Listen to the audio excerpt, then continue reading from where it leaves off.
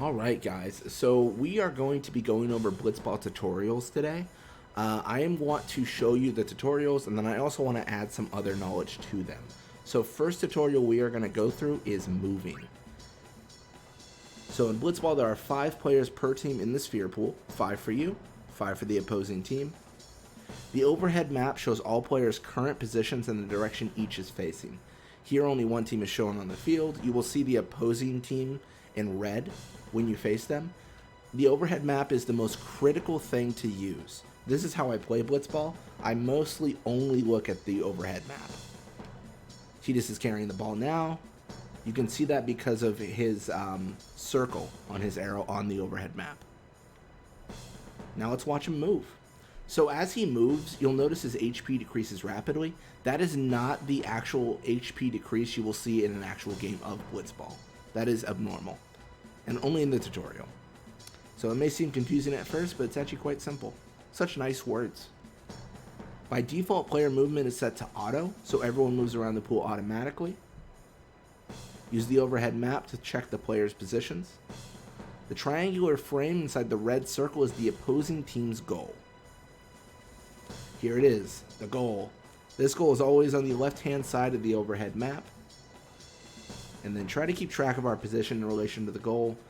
This actually isn't too useful. So we're on auto right now. We are going to cover manual here in a moment. So we are going to press triangle and or Y depending on your console and choose manual A. So what manual A does is it allows us to move manually in relation to the overhead map. So we can kind of just look at the map and then move, and then whatever direction we choose will just be reciprocated on the map. Something I do want to go over as well is you see me at 0 HP now. Generally in Blitzball, in regards to movement and stats, when you hit 0 HP, your speed is halved and your stats are all halved. So this is not how you would see it in a traditional game. But let's switch back to auto and show that again.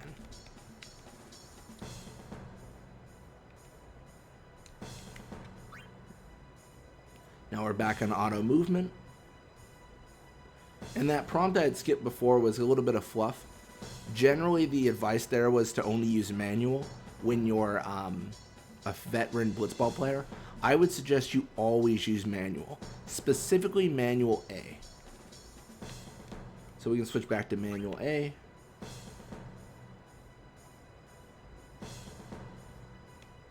Then back to auto. So in manual A mode, the direction of movement corresponds to the overhead map. There is something called manual B we're going to bring up here.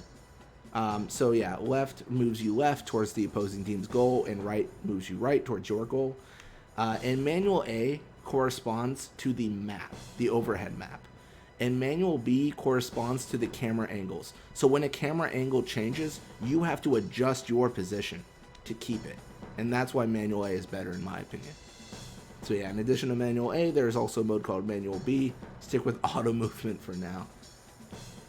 But yeah, movement modes are only applicable when you're on offense. When you're on defense, your entire team moves on auto. So in summary, use the overhead map to keep track of play. That is the #1 thing I can recommend. Move to manual, use the overhead map. Don't do anything but that. And then chain movement modes with Y and or triangle, and that's how you're going to switch to manual A. And then players move automatically when on defense. There's nothing to really change there.